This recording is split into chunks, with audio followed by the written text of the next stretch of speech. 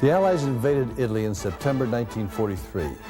The dictator Mussolini was thrown out, and Italy soon joined the Allied side. Then began the long, tough campaign up the spine of that unfortunate country. This volume, covering late 1943 and early 1944, shows the preparations for further action. In the Pacific, American forces seized Bougainville, the Gilberts, Tarawa, and Macon, each providing a base closer to Japan. In Europe, the big three, Britain, the United States, and the Soviet Union, agreed to invade France in the spring of 1944, and General Eisenhower was named to command the invasion. The enterprise was codenamed Overlord. The enemy had come far and fast, reaching out to conquer a world. But his blitzkrieg offensives were a thing of the past. The United States Army was by now very much in the war. With combat-experienced divisions in North Africa, the jungle-covered islands of the Pacific, the Aleutians where they had wiped out the Japanese on Attu. Now the blooded veterans of the North African campaign had landed on Sicily in a drive for the Italian mainland. Millions more were training in the United States. We were well on the road to the ultimate victory. Our drive across Sicily was aimed at the key port of Messina, just across the narrow straits which separate Sicily from the toe of the Italian mainland.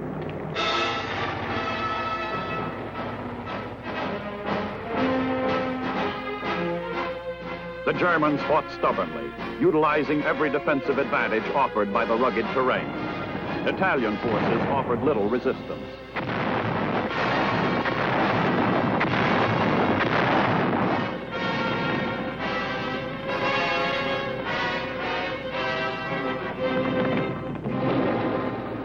Patton's 7th American Army attacked from one side, while General Montgomery's 8th British Army pressed forward from the other.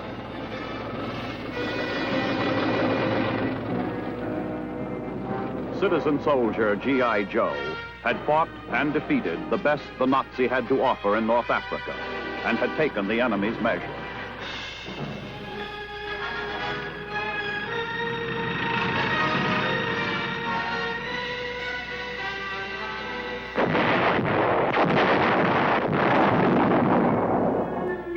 Now he was a veteran who had growing confidence in himself and in his leadership. He was a soldier. Whether he knew it or not, he was adding new glory to the traditions of the American fighting man.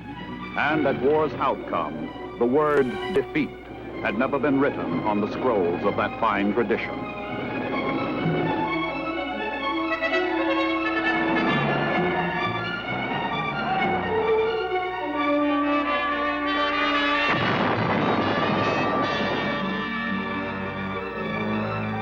In many areas, there was nothing more than a rut or a road.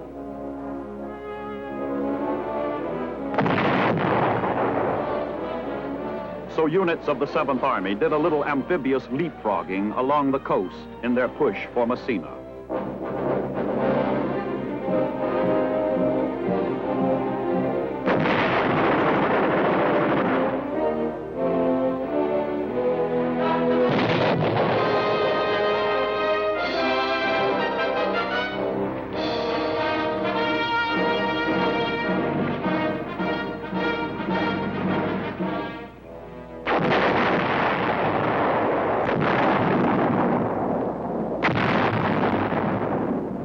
While our 7th Army pushed the Nazis across Sicily, in faraway New Guinea, the 503rd Parachute Infantry Regiment made an airdrop at Nadzab, while American and Australian ground forces continued to press forward.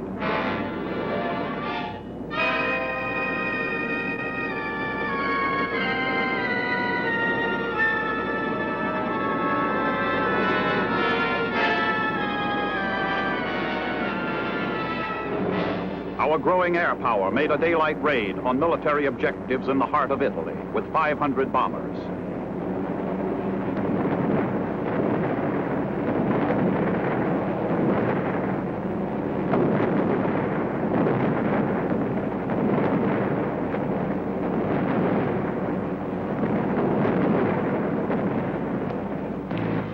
On Sicily's north coast, Patton's 7th captured Palermo and drove on eastward toward Messina.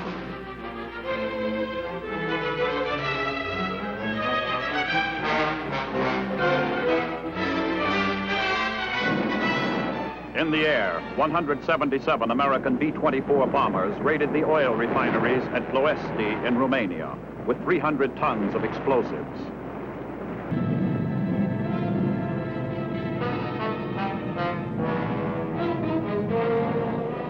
The initiative no longer belonged to the Nazi fascist axis, in the air or on the...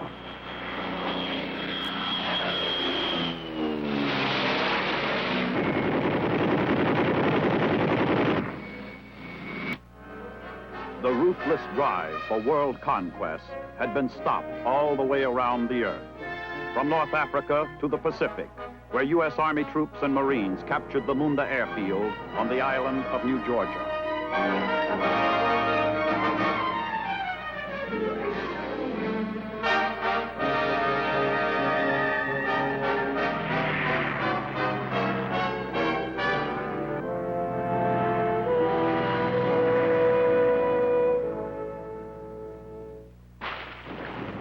On the same day our troops took Munda, Soviet forces smashed German defenses in central Russia.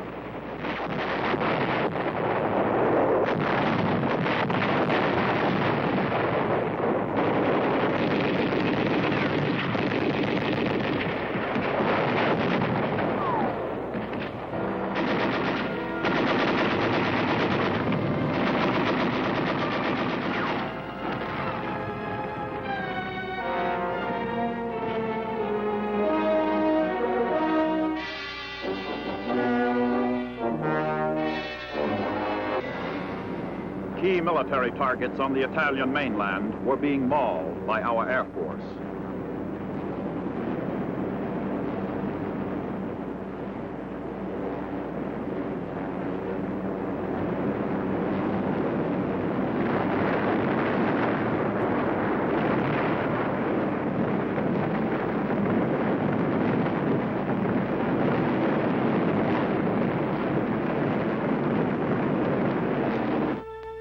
Our ground forces were also hitting the enemy with devastating power.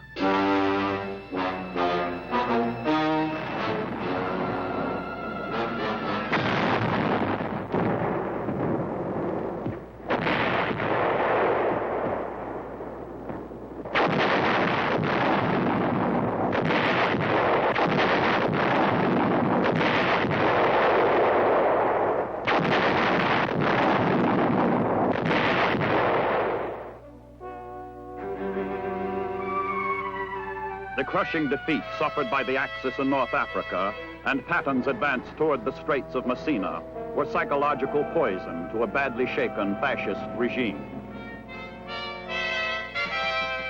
The once triumphant Caesar God, who had looked like this at the height of his power, when his fascist legions had slaughtered and conquered Ethiopian tribesmen who fought with spears and ancient guns, now looked like this.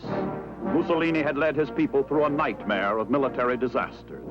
His arrogant dictatorship had come to an end. Retributive justice was close at hand.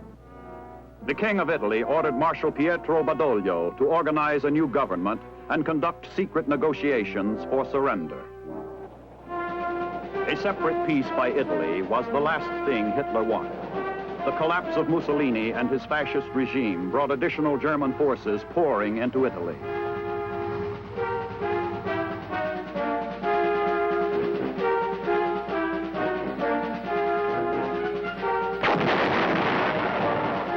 From fighting ally, the Nazi was now the unwelcome intruder who would wage his battles of fierce resistance on Italian soil, bringing further ruin and suffering to an exhausted and war-sick people.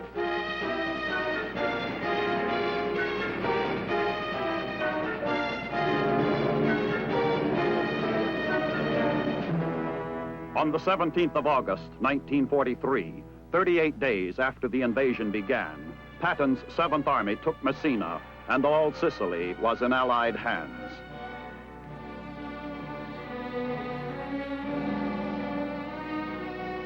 As well as 100,000 Italian prisoners.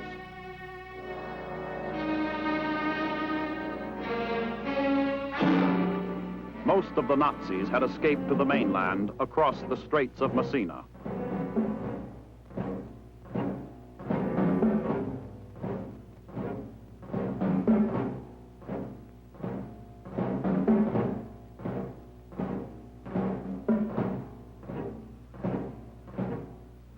"11 days after the fall of Sicily, Allied headquarters in the Pacific announced the end of all Japanese resistance on New Georgia Island.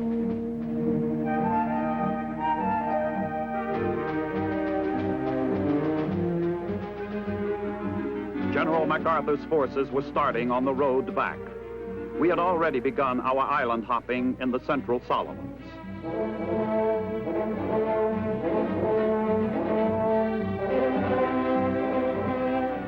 But the battle for Nazi-held Italy was only beginning.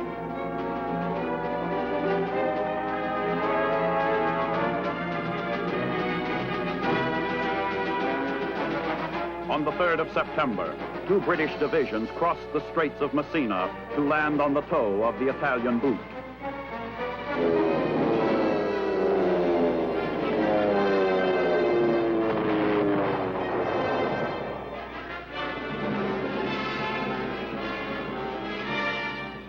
Six days later, American forces struck the beach at Salerno, 30 miles south of Naples. They met stiff enemy resistance.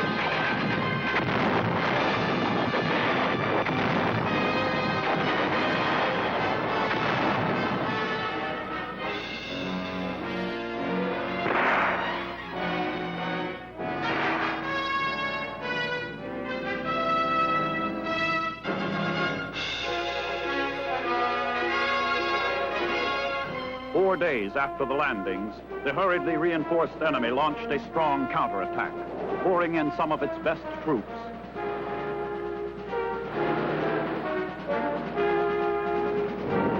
For a time, our foothold was precarious.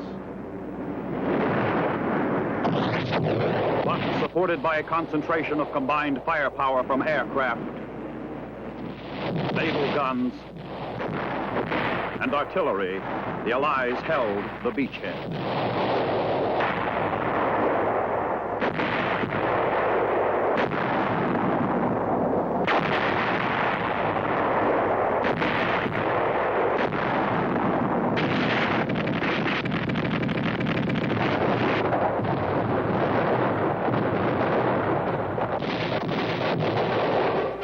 The heavy pounding by land, sea, and air was too much for the Nazis. They fell back as our own forces pushed on toward Naples. By then, Italy had surrendered unconditionally, was officially out of the war.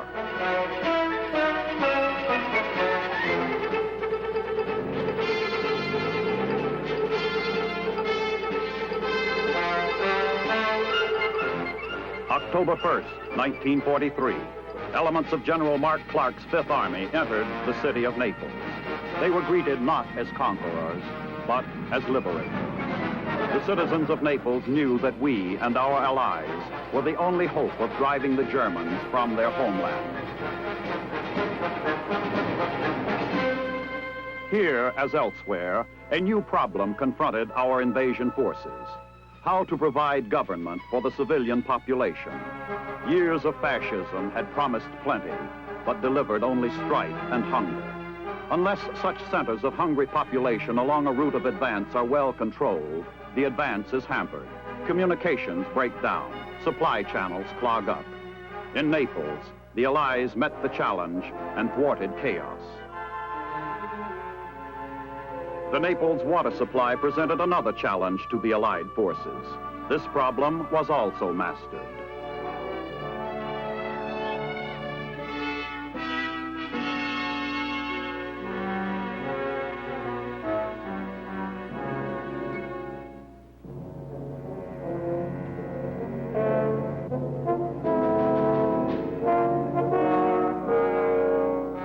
Military government was a necessity, one which also had a direct influence on post-war rehabilitation throughout Europe. Following the fall of Naples, we expected our advance to continue. It did, but only for a brief period.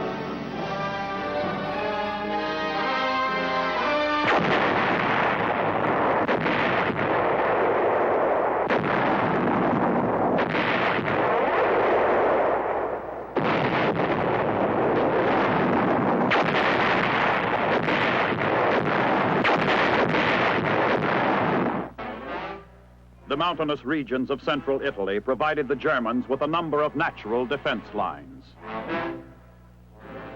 These, together with the closing in of the Italian winter, virtually stopped our forces in their tracks, scarcely 80 miles from Rome.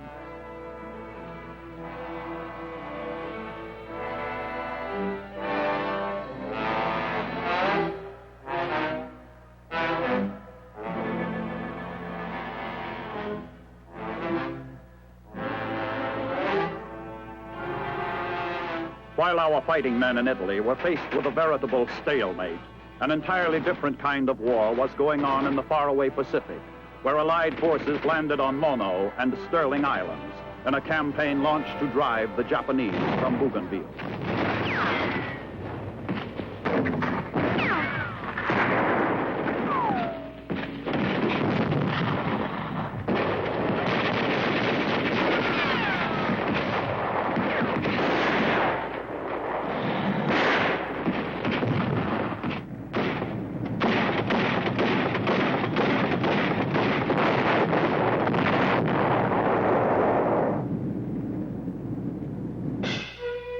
We invaded the Gilbert Islands.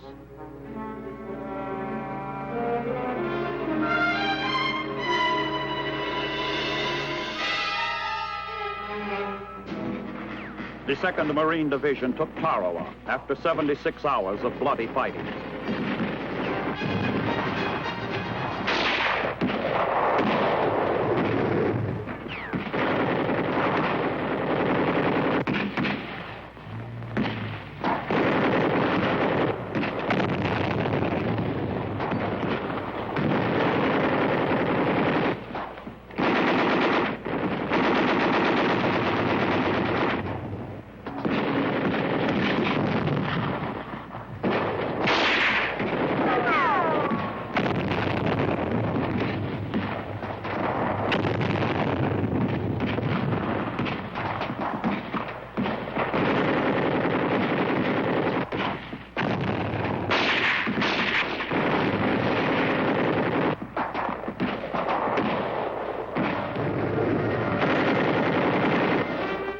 Heavy casualties were suffered.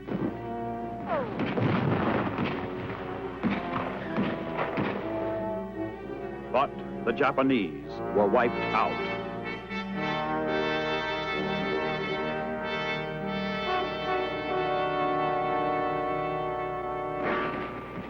Elements of the Army's 27th Infantry Division took Macon and the neighboring atoll.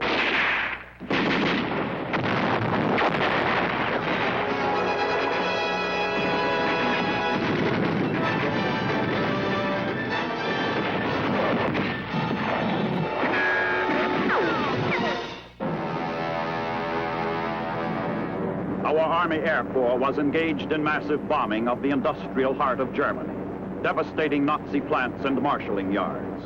But the Nazis' Götterdämmerung, the twilight of the gods, had yet to come.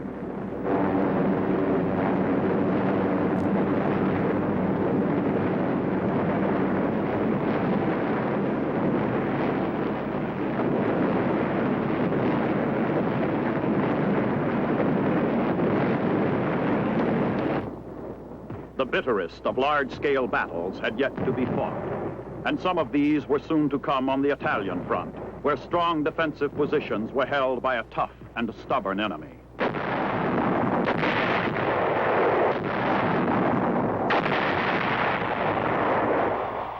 That and the weather had bogged down our advance.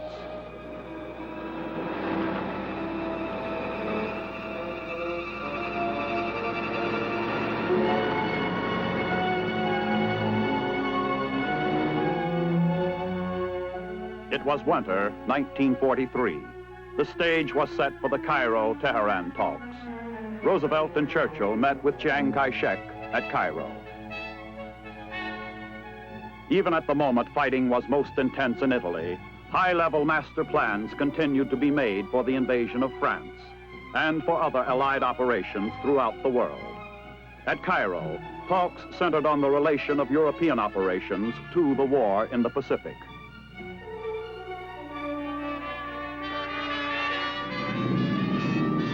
From Cairo, Roosevelt and Churchill flew to Tehran, where for the first time during the war, they met with Marshal Stalin, dictator of Soviet Russia. The Allied leaders failed to agree on everything, but one thing they did agree upon was that the invasion of Normandy in southern France must and would take place sometime during the following summer of 1944.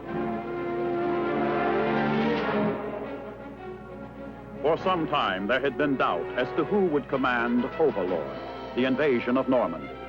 Roosevelt, en route home from Tehran, stopped off at Tunis to see General Eisenhower and to tell him that he was to command Overlord.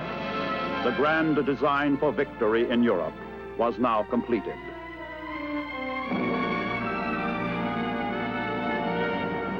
But so far as the Allies in Italy were concerned, France and the cross-channel invasion were a long way off. It was to be a tragically long winter of hard fighting in Italy.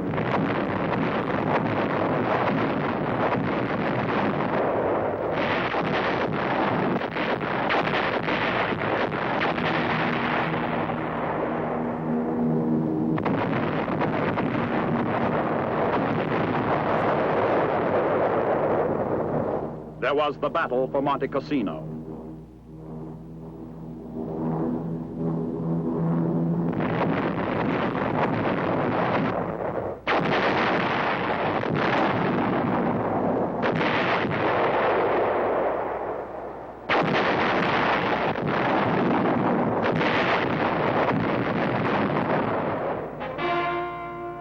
To bypass the mountainous terrain holding up our advance in southern Italy, our forces made an amphibious landing at Anzio, only 35 miles south of Rome. Heavy Nazi resistance stalled the breakout from the beaches.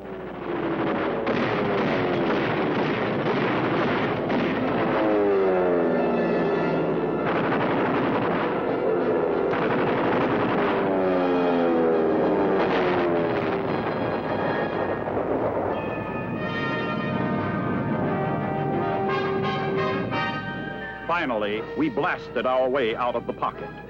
The landings at Anzio convinced Hitler that we were launching an all-out campaign in Italy. He rushed 8 more divisions to reinforce his army in Italy, and the stalemate was resumed.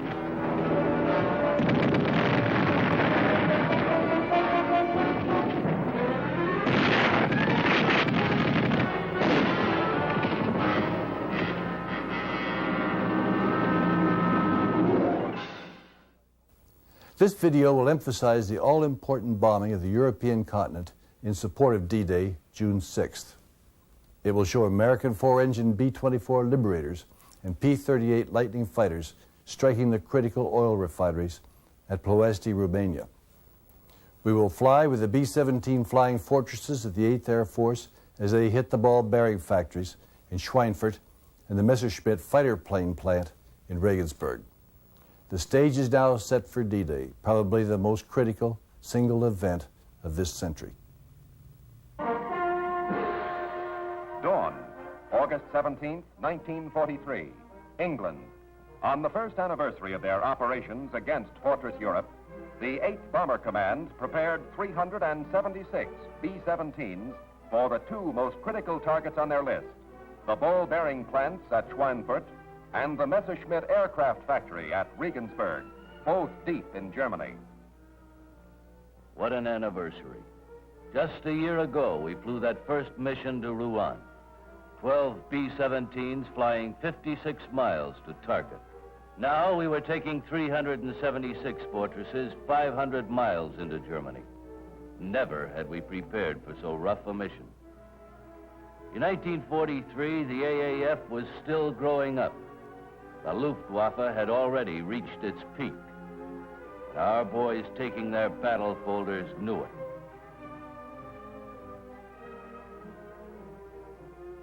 By the time we turned in our personal stuff, it was well understood that the projected doubleheader would bring on a large-scale and costly air battle. In chapels all over England, most of the men turned to their ministers, rabbis, or priests.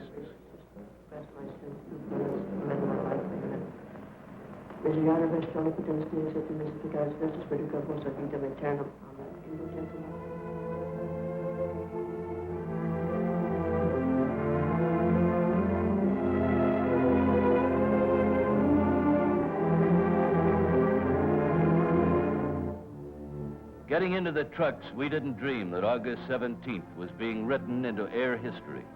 Not only because of us, there were other soldiers in the skies. This was the same day that Sicily fell to the Allies. The same day that the RAF bombed Peenemünde, the V-2 rocket plant. The same day that General Kenny's B-25s destroyed 200 Jap planes at WWII in 8 minutes. And this day, our double mission involved the deepest penetration ever attempted into Germany, and the largest bomber force to be dispatched to date. We knew that as we went further into Germany, we'd hurt her more. But we also knew we'd have to pay a higher price for admission. And now the last briefing as the pilots rechecked the details of the mission with their crews. Individuals no longer existed. We were now 10-man teams, and on our teamwork would depend our success and perhaps our lives. Action against Schweinfurt got underway. The Regensburg task forces had just hit their target. A vast and intricate machine of destruction had been set in motion. Behind these modern warriors were weeks of high command planning. Now crewmen took care of routine duties. Ahead of us were 4 hours of rugged action. Our guns were going to be especially important today. At the briefing, they told us we'd have help from short-range fighters and 8 air support mediums. The fighters were supposed to take us about halfway. The mediums were to bomb diversionary targets. But for the worst part of the trip, we'd be on our own. Finally, after a few hours delay due to bad weather, 2,300 men counted the seconds.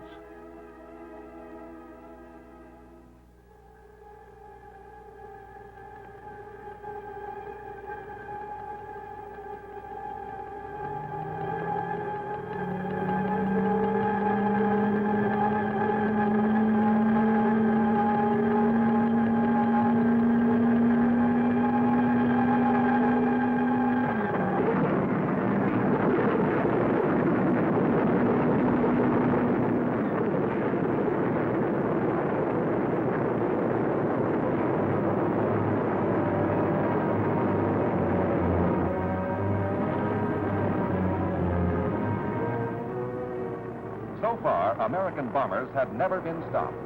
Although German defenses had stiffened, American formations had not been prevented from reaching their objectives once they responded to the green takeoff signal.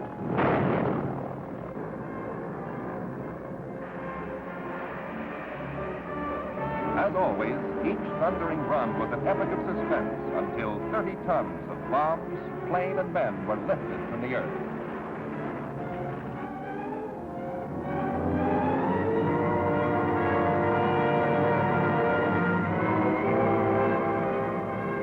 The leader of the first wing, Colonel William Gross, swept in a huge circle around the field.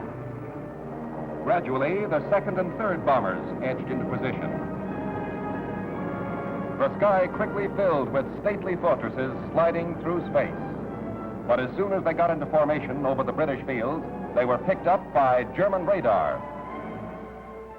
Across the channel, the tentacles of the enemy's locator system, having touched the flying fortresses, now pinpointed them in space. Luftwaffe experts accurately plotted the American course, altitude, and speed, and promptly informed their fighter control. Immediately at dozens of Nazi aerodromes from as far north as Denmark to down around Paris, German fighter units began to send up everything they had. Their order was, intercept and destroy the oncoming fortresses. The answer to the increasing Allied bomber offensive was this stepped-up German fighter strength. Waves of opposition screamed off the map of Europe.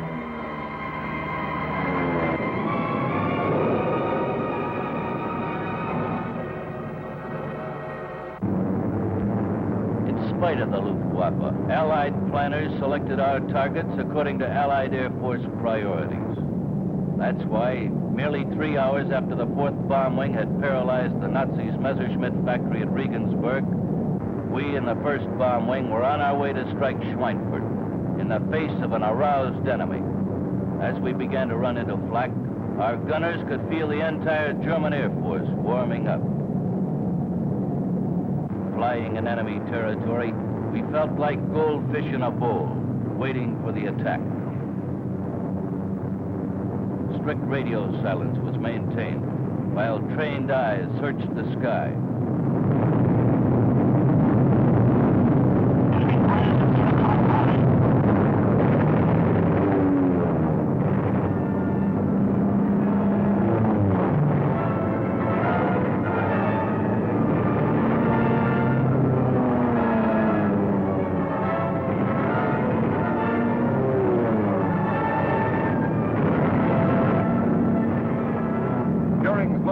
Unleashed every trick. The B-17 suffered the most savage blows since the war began.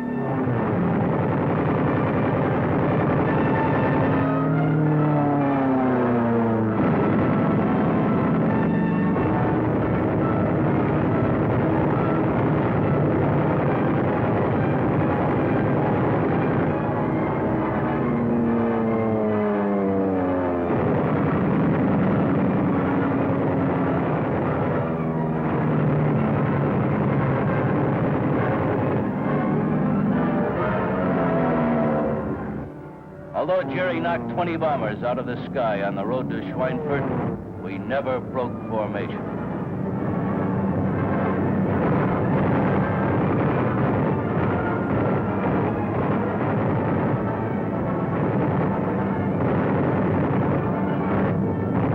Despite the ferocity of the attack, which extended all the way to and from the target, we pressed forward.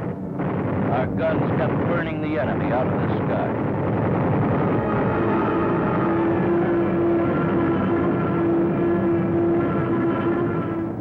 Approaching the bomb run began the most critical defensive period. Now we divided into smaller groups, sacrificing our mutual defensive firepower to bomb the target most efficiently. The crucial moment. The moment around which the entire mission revolved was now in the steady hands of our bombardiers. Each bomber was now committed. No more evasive action until bombs away. At this time, the formations were most vulnerable to attack. It didn't matter. We had a job to do on Schweinfurt. We had 400 tons of high explosives to deliver.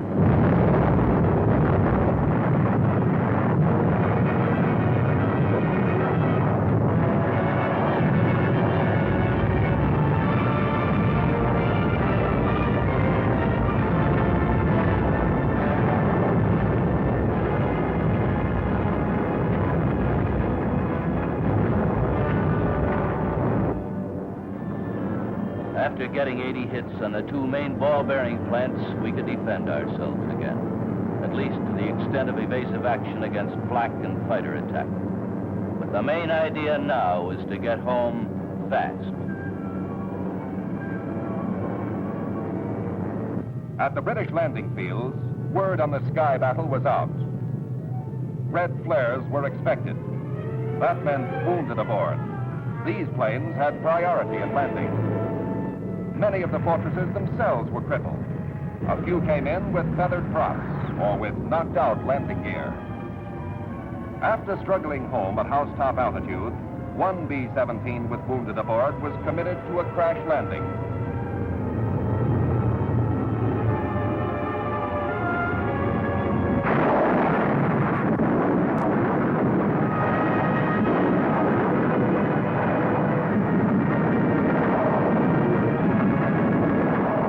The name of the ship was My Prayer.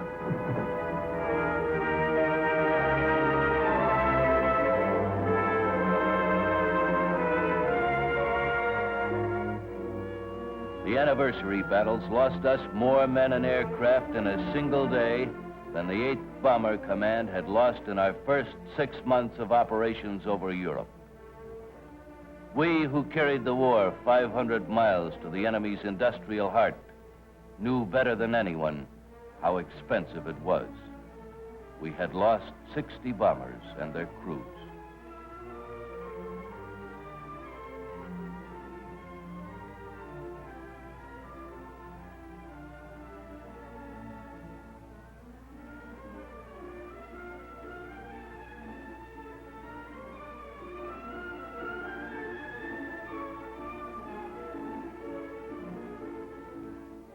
What happened this 17th day of August, year 1943, was a testament to American men with modern weapons and the very old idea, fighting for freedom.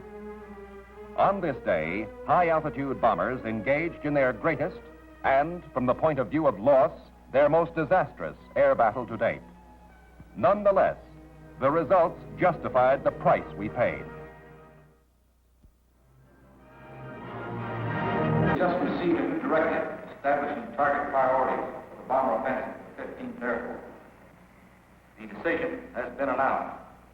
We will destroy oil refineries and synthetic oil plants. Colonel Young, what does our intelligence show us in regard to these targets within our area? More than 50% of the refineries and synthetic plants producing gasoline for the Axis are within range of the 15th Air Force. Between 25 and 30% of the total Axis production of gasoline is represented by the 10 large refineries around Ploesti. While these refineries were seriously damaged in the attack last August by the task force operating from Egypt, recent photo reconnaissance reveals that, with one exception, all refineries are currently operating at full capacity. General Hubert Fon, it's a big job we've got ahead of us. The knockout of Ploesti means the German will be supplied of 1/3 of his oil resources. We bomber boys who moved up from Africa started the Ploesti air siege.